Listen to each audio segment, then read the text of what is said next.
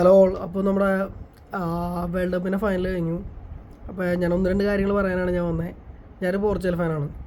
ഞങ്ങളും സ്പെയിനായിട്ടുള്ള കളി കണ്ട അത്യാവശ്യം ഫുട്ബോൾ പ്രേമികളായിട്ട് എല്ലാവർക്കും കണ്ടിട്ടുണ്ടാവുക കളി.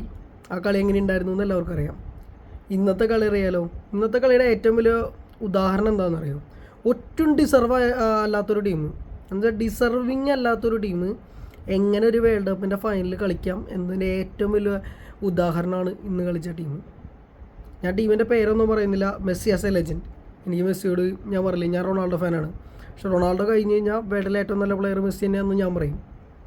പക്ഷെ എന്നാലും ഇങ്ങനൊരു ടീം ഫിഫയുടെയും അതുമല്ല റെഫറിമാരുടെയും കൂട്ടുപിടിച്ചിട്ട് ഇങ്ങനെ ഒരു ഫൈനലിൽ കഴിഞ്ഞപ്പോൾ ഒരു ഫൗൾ ചെയ്ത് ഇത് ചെയ്യാന്ന് വിചാരിച്ചു. പക്ഷെ പന്ത് തന്നാലേ ഫൗൾ ചെയ്യാൻ പറ്റുള്ളൂ. പന്ത് തന്നാലേ മറ്റേ പെനാൽറ്റിയോ എന്തെങ്കിലും കൊടുക്കാൻ പറ്റുള്ളൂ. ഇത് പന്ത് കിട്ടണ്ടേ എന്തെങ്കിലും ചെയ്യണമെങ്കിൽ. അങ്ങനത്തെ അവസ്ഥയായി പോയി. അപ്പോൾ എല്ലാവർക്കും ഗുഡ് മോർണിംഗ്, ബൈ.